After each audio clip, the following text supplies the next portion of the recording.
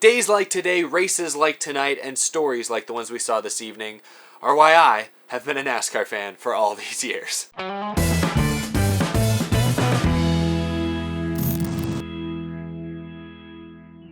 How's it going, y'all? My name is Eric, and welcome to Out of the Groove. Man, there is a lot to react to in tonight's race. We'll get to pretty much all of it. We're going to talk about the top finishers. We'll talk about the man who ended up finding himself in victory lane for the first time in his Cup career. We'll talk about all of that great stuff and more. Of course, I got the Groovy Gauge at the end of this thing. We'll talk about the race itself. There is so much to discuss here. I have no idea where to start. Let's just see where it goes. I just got done watching the Camping World 400 Chicagoland Speedway. The race was rain delayed. They ran about 10-12 laps earlier this afternoon when it was supposed to start, and then lightning and a huge rainstorm basically flooded the entire speedway. It was like a 3.5 hour rain delay. They went back racing late in the afternoon and into the evening. Turned into a night race under the lights, and it was eventful, to say the least. Key highlights for me, at least in this race, Kevin Harvick seemed to have the best car early on in this thing. The only guy who actually was able to pass him under green was William Byron, who was able to do so pretty early on in this race. Byron led for a while, and that was impressive to see William Byron go by Kevin Harvick. The theme tonight, and pretty much for every mile-and-a-half race with this aero package, was restarts. The restarts, again, were not only crucial because that was when you could make up the most track position, but they also were can't miss TV. Restarts tonight were absolutely ridiculous. I mentioned William Byron was able to pass Kevin Harvick under green. Well, later in the race, there was a restart Byron actually was the control car for, and within half a lap, he was in 12th place. That's how crazy the field jumbled themselves up on restarts. Byron didn't really do anything wrong other than I guess he didn't get a great jump on the start, and as a result, he went from 1st to 12th in half a lap. That's how these restarts were absolutely insane to watch. And they got some drivers in trouble. We didn't see a whole lot of wrecks in this race. We saw tire issues early on. That was kind of a theme. Clint Bowyer cut a tire down, actually blew out the right rear. That caused damage to his car and forced him to go to the garage ultimately. Really bad points day for Clint Bowyer. He went into this race feeling pretty good points-wise. He leaves with I think a 13 or 14 point lead over 17th. Clint Bowyer's now on the bubble as a result of this bad race. But restarts were trouble for other people as well. Kyle Busch hit the wall a couple times early on in this race, but then later, when racing with Joey Logano on a restart, Joey Logano pulled out to the inside on the backstretch to make a move on Kyle Busch. Busch ran him all the way down onto the apron down the back straightaway, and then neither driver lifted heading into 3. Logano washed up. They both washed up into each other and ended up cutting down a tire on Kyle Busch. And that's what really ended his day. He was not able to get a great finish after that. Talking about that incident specifically, it was an aggressive move by Logano, but I thought Kyle Busch, after he basically ran Logano down on the apron, kind of had something coming. I don't blame Logano for making contact with Kyle Busch after that because Busch put Logano in a bad spot. So that's my take on that whole incident. Later in the race, Kevin Harvick, who'd had one of the best cars all night long, actually ruined his own race for once. It wasn't the pit crew ruining him this time. He hit the wall on a restart, fell back, and was never able to make up track position. Ultimately, though, the race came down to an epic one-on-one battle. One of the most epic battles, a battle for the ages that will go down in NASCAR history between two of NASCAR's future stars. Some might say current stars, Alex Bowman and Kyle Larson. They were two of the best cars all day. After Harvick had his misfortune, they emerged as the front runners. And in the final round of this race, Alex Bowman actually pulled ahead to a pretty big lead. But slowly after the final pit stop, Larson started reeling him in. Lap traffic did Bowman no favors. Paul Menard basically tried to ruin this man's career. As the laps continued to wind down, Larson was catching him, and then, with less than 10 laps to go, Kyle Larson made a daring move to the inside and actually passed Alex Bowman for the lead. And I know Alex Bowman fans everywhere were thinking, not again. Not another second place finish. This would have been, his 4th of the year? But then, against all the odds, a lap or two later, Bowman was able to get back around Larson. Some way, somehow. I don't know how he did it. I'll never know how he did it. But ultimately, that's how it ended. Alex Bowman managed to hang on and win for the first time in his Cup Series career. First time we've seen the 88 car in victory lane since, it's been about 4 years or so. The race was really interesting throughout. The finish was incredible. Let's talk about some of the top finishers, and then I'll go ahead and talk about the actual aero package and how it affected this race, because it definitely had a pretty big effect on what we saw earlier this evening, and I'll save the Groovy Gauge for the end. This was an exciting one. This was a good race. We'll start with Alex Bowman, a great story here. He started out kind of right on the fringes of NASCAR, racing for people like BK Racing, teams that don't even exist anymore. Really never got a great opportunity until he filled in for Dale Earnhardt Jr. in 2016 and made the most of it in some cases. He ran really well at Phoenix, I remember that year, had a top 5 run going. I think he even led the most laps in that race. So he impressed Hendrick Motorsports in 2016, and that's what led to him getting this 88 ride last season. And I've talked about it many times how impressed I was with him last year. He took a car that ran 20th the year before and made the playoffs with it in his first year. Ran even round of 12. I mean, he was a top 10 contender all year long. This year started off slow, but then he had that great run of 3 straight second place finishes, almost won Kansas, and that's what this race kind of looked a lot alike. He managed to get the win tonight. That is amazing, especially given that Nationwide Insurance, his longtime sponsor, just a couple weeks ago, or less than a couple weeks ago, like a week ago, announced that they were not going to be staying with the 88 car next season. A big blow to Alex Bowman's possible future career, but wins like tonight, man, that's something. Bowman was already sitting pretty good as far as points were concerned, making the playoffs at least, but this win obviously locks him in and gives him some very helpful bonus points, because Alex Bowman, the way they've been running this, basically since, Easter, they look like a round of 8. You never know. With the way things are in this point system, Alex Bowman could make his way to Homestead with the consistency he's been showing. I can't say enough good things about Alex Bowman. For the last year and a half he's been in that 88 car, he continues to impress me and outperform my expectations, and I think most of the fans' expectations, and this win here tonight was just the icing on the cake. I think he could get a couple more this year. The way they've been running, he already could have 2 or 3 wins pretty easily. He was second at Talladega to his teammate, had one of the best cars in that Kansas race, just came up a little short, and then, tonight obviously got the win. He could have 2 or 3 wins already this year if things had gone his way. Now, for every great story, there is some disappointment here. Kyle Larson finishing second at Chicagoland for the second year in a row. That's got to sting, especially given that he was able to run down Bowman and actually make the pass cleanly. Last year when he was battling Kyle Busch on the final lap with the slide job and everything, it was kind of a, he got the lead from Busch on the final restart, or on that final lap, I should say, but it was kind of dirty. He had to rough him up to do it. In this case, he was able to get by Alex Bowman fair and square, perfectly clean. He just couldn't hold on to it. Alex Bowman found extra speed somewhere and was able to get back by him. So that's got to sting for Kyle Larson. But another, if nothing else, a good points day. Larson ran really well at Atlanta earlier this year, and he won the All-Star race. So he's had some speed at mile and a half this year, which could be really important going forward. Remember, 4 of the 10 races in the playoffs are mile and a halves. I forgot that they got rid of the Charlotte race and replaced it with the Roval. That used to be a mile and a half. So it's important to run well at these intermediate tracks, and Larson, especially recently, has been doing that. So I think he still has a lot to keep his head up about, and I expect Larson to make some noise down the stretch. Joey Logano finished third. Team Penske had a great day. All 3 of their cars well inside the top 10. Logano leading the way. Just didn't quite have the same speed those leaders did, but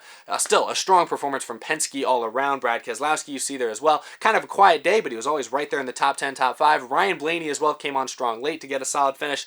Team Penske, they've been a little behind Gibbs all year long, but they actually outperformed Joe Gibbs Racing pretty much in their entirety this weekend. Jimmy Johnson finishes 4th. This was easily Jimmy Johnson's best performance of the season. He led laps early on. He actually led before the big long red flag. He took that lead fair and square on their initial start. And now, while earlier this year Johnson and some of these other Hendrick cars would have kind of faded as the race went on, Jimmy never did. He pretty much never left the top 5. He was always right there sniffing that lead. So great day for Jimmy Johnson, and I know I keep saying this, but a good points day for him. You want to talk about good points days? Eric Jones in 7th there. He needed one as well. He came into this race, I believe, 18th on the playoff grid. He exits this race 17th. He's still, I think, 13 or 14 points outside of the top 16, but that's pretty manageable. He still has a good handful of races. He's still got most all of the summer to make that amount of points up, and Eric Jones has been running well this year. They've shown, yet again, that when that team does not make mistakes, as in bad pit stops, penalties, getting caught up in a wreck, they can consistently go out there and contend for top 5s and top 10s, so a strong performance for Eric Jones. Actually, it was the best Joe Gibbs Racing car pretty much all day long. You can see there. William Byron, another Hendrick car in the top 10.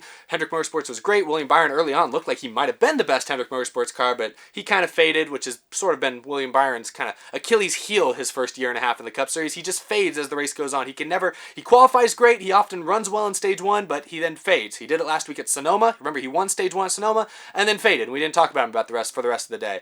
Same thing happened here at whatever track we're at, Chicagoland. To a lesser extent, he still got top 10, so good performance there. 9th, Martin Truex Jr., that's the second best Gibbs car. Gibbs was all behind Team Penske today, and that was surprising. I'll go pretty quick here. Pole sitter Austin Dillon manages to snag a top 10. Important for him if he wants to have any hope of trying to make his way back into the playoffs. And the lowest finishing Hendrick car was Chase Elliott in 11th. That's great. When the lowest finishing car in your 4-car team is in 11th place, that's a really good day. I don't care who you are. Stenhouse 12th, Kurt Busch 13th. Good days for those teams. Kevin Harvick, I talked about him a little bit. He had one of the best cars, if not the best cars, for about the first half of this race, but after he hit the wall on a restart in stage 3 and fell back, he really was never able to regain his track position. Ended up muttering around 14th. You see Denny Hamlin there, another mediocre day for a Gibbs car. Eric Almirola, I'm not actually sure what happened to him, because I feel like late in this race he was up there in the top 5. They might have had an issue on the final pit stop. I don't actually remember now, so I apologize to the Eric Almirola fans. He seemed like he was going to have a better day than this. I don't know what happened to cause him to finish in 16th. Newman, Chris Buescher, another top 20 at a mile and a half. Daniel Hemrick gets a top 20. And Michael McDowell qualified well for this race, so good to see him up there as well. You won't see, I mentioned Clint Boyer, who had a tire issue,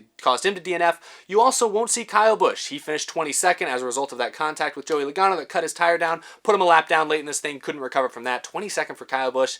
Kind of disappointing. Daniel Suarez finished 24th, not a good points day for him. I'll give Ross Chastain a shout out. He ended up finishing 26th in premium motorsports equipment, ahead of Matt DiBenedetto, Ryan Preece, and that's a pretty good day for Ross Chastain. I don't mean to turn this episode into another Ross Chastain episode. He's just so interesting. Gosh. Anyway, those are your top finishing results. Let's talk about the race. Let's talk about the aero package. I want to save the aero package for last because we've gone a week or so now, a couple weeks with the off weekend and everything where we hadn't talked about the aero package. Sonoma didn't really come up, but now here we are at a mile and a half. 550 horsepower, big rear spoiler. We got to talk about it again. Chicagoland was really the only mile and a half last year that I thought was still enjoyable to watch despite the kind of problematic aero package we had last year. We've seen this year how most all the mile and a halves have had more entertaining racing as a result of this aero package, but I was worried about Chicagoland, that it would be the one race, the 1 mile and a half, where the racing got slightly worse. Because part of the charm of Chicagoland is the older track surface, the slipping and sliding, the multiple grooves of racing, and I wasn't sure if this aero package would let that shine through. And it did have an impact. We didn't see really that many traditional slide jobs in this race, like NBC kept reminding us of from last year. But I must say, I was pleasantly surprised with the racing we saw here tonight. I do think the rain and ultimately the cooler temperatures we saw in the evening might have helped the racing slightly. If the rain hadn't happened, it would have been daytime, 95 degrees, and it would have been really slick, and I don't know how this package would have worked, but with the slightly cooler temperatures, overcast, and then the night race late in this thing, the track worked and the package worked great, in my opinion. Let's check some boxes off here. Could you pass a one-on-one? Just pass somebody by yourself at this track? Because that was an issue at like Pocono, for example. I would say yes. I'd say for the most part, we saw plenty of passes one-on-one. Cars would stay in a pack for 5 or 6 laps after a restart, but pretty quickly they'd get strung out, kind of like you typically see at a mile and a half with old aero packages. So yeah, people had to make passes by themselves, and it was challenging to pass, especially if somebody moved up and took your line away.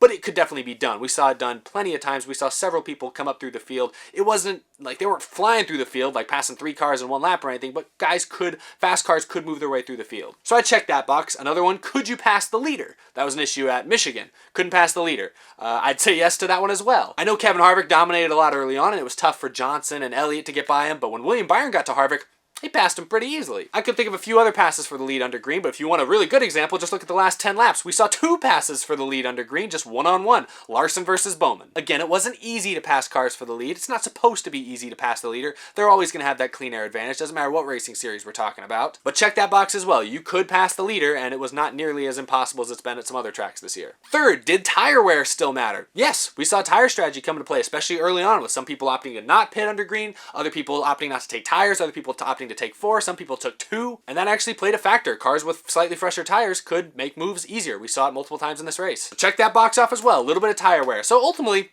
this aero package checked a lot of the most important boxes, in my book at least. Chicagoland with this package raced similarly, I'd say, to the way Charlotte did a few weeks back, what we saw at the All-Star race and the Coke 600. Wasn't quite as crazy as Kansas, where Kansas, we'd see pack racing for 20 laps into a run, and it was a little wild. But it also wasn't quite as strung out as, say, Las Vegas. I think it was somewhere in between Kansas and Las Vegas, which I think puts it closest probably with the Coke 600 we saw this year, which was a very entertaining race. And this race tonight was extremely entertaining as well. There were storylines throughout. We didn't see a lot of cautions, especially in that final stage. We did not see a lot of cautions. The race ended with like a 80-lap green flag run or something long like that, maybe longer. And yet I was still on the edge of my seat pretty much the entire time. I thought Bowman had it won, and then I looked up and Larson was gaining, and still gaining, and still gaining. And then they traded the lead back and forth in the final 5-10 laps. That was great racing. Somehow, I had high expectations for this aero package, or I at least had positive expectations for this aero package. When they announced this package over a year ago, a lot of people said it was going to be the worst thing NASCAR ever did. I said pump the brakes. Give it a chance at least, because I felt like this package really had the potential to fix the racing at a lot of previously unwatchable racetracks. And I was mainly talking about the mile and a halves. And what has this aero package done this year? If we look at some of the most entertaining and widely praised races that we've seen this year in the Cup Series, it's all been mile and a halves, man. Bristol and Talladega were both great races, not mile and a halves. But the only couple races I can think of where, there was a pretty general consensus that it was a good race was the All-Star race, mile and a half, the Coke 600, mile and a half, Kansas, a mile and a half. And I have a feeling that most people are going to be pretty excited about what they saw at Chicagoland tonight, so another mile and a half. This aero package has done exactly what NASCAR wanted it to do. Closer, more side-by-side racing, more passing at most of these mile and a halves. But most importantly, the NASCAR fan base is now looking forward to tracks like Kentucky, to tracks like Kansas, to tracks like Texas. Last year and the year before, nobody was looking forward to those races. NASCAR's flipped the script with this new aero package. I understand it's still not perfect at every track. There are still certain tracks out there I don't like it, and I think it should be tweaked. And I'm not even saying it's perfect for the Chicagolands or for the Kansases. All I'm saying is that the races have been very entertaining. I just wanted to get that out there because I remember a year ago, I just remember the heaping negativity that I saw on my show and that I saw on a lot of other NASCAR-related social media, just normal media even. There was so much negativity about how this aero package was going to destroy NASCAR, how it was going to be unwatchable, how nobody was going to give it a chance, and here we are, almost halfway through this season. TV ratings are up, for one, and two, the tracks that used to be almost unwatchable are now can't-miss events if you're a NASCAR fan. Aero package has worked. It's been a pretty widely considered success, in my opinion, for NASCAR. Still needs to be tweaked for certain tracks, but at least as far as the 1.5 miles are concerned, NASCAR nailed it. This has been a success. This has been a successful experiment. Anyway, though, with that being said, let's put this race on the Groovy Gauge. You guys know what time it is. We've kind of had some up and down races in recent weeks. Michigan, I was mostly positive towards Michigan. Sonoma last week kind of underperformed in my opinion. So we've been kind of up and down. Now, a reminder, with this Groovy Gauge, I try not to factor in who won. Because obviously I'm excited as anyone to see Alex Bowman get his first career win. That's great. And it was really fun to see him and Larson battle out. Two guys who haven't won a points race in a long time. But I'm going to try to ignore that. I'm going to try and just rate the actual racing, the actual product. And when I do that, I think I got to give this track a 90%, or this race a 90% on the Groovy Gauge. I think that's a little bit higher than I gave the Coke 600, mainly because this race just had such a fun finish. The one-on-one battle, I thought last year's battle at the end of the race between Kyle Busch and Kyle Larson at Chicagoland, I thought that would be a tough one to beat. I don't know if this one beats it. I mean, this one didn't have the same shock value last year's did, but this one might have been more entertaining to watch for a longer period of time. You know, last year's finish, it all kind of happened on that last lap. This year's finish was 20 laps, 30 laps in the making. So this race, this battle at the end really put it over the edge for me. I'd give it a 90% on the Groovy Gauge, but let me know what you guys think. Would you give this a higher score or a lower score? You think that's about right? I'd be curious to know your opinions down in the comments. But anyway, y'all, that is my show. Thank you for watching. Remember, you can follow me on Twitter. You can follow me on Instagram. Continue the conversation over on those social media platforms. And, of course, a big thank you to my Patreon supporters. Michael Ayerson at G Was The Stars, Mentally Defective, Cameron James, Jason R. Long, Wesley Donaldson, Isaac Dennison, Mika Suzuki, iFantasyRace.com, TheRacingInsiders.com, Matthew Koulopoulos, Peppy Luscious, Jeremy Conkling, and the rest of these incredible Patreon supporters. I couldn't do this without you all. Thank you so much for your continued support of me, of the show. It's nights like tonight that remind me why I'm a NASCAR fan. So much fun stuff to watch this weekend. Hope you all enjoyed it as well. I got another episode coming out, I believe tomorrow, and then I will mention this, I'll be out of town for about the next 8 or 9 days, so you might not see too many episodes this next week, later in the week. I might have to take a little bit of time off. I will do an episode after Daytona this next week, and I'm really excited for Daytona, especially since they're running the same package they ran at Talladega. Whew, I'm really excited for that, but I just want to let you guys know I might not have quite as many episodes up in the next week or so as you guys are used to seeing from me. So anyway, thank you guys for the support. Hope you enjoyed tonight's race. Hope you enjoyed this episode, and I'll see you guys again very, very soon. Bye-bye, everyone. Oh, you know, I didn't talk about NBC at all. I will say NBC did a very good job with tonight's broadcast. I think last year they really stepped up their game. This year it looks like they're continuing it. Fox has kind of flatlined, I think, recently. NBC really came out strong, I thought, with this. I thought they did a great job. I'll talk more about NBC probably later in the season, later in everything. But yeah, I just want to throw that out there. I forgot to mention that. Anyway, bye guys. Thanks for watching. Hope you had fun.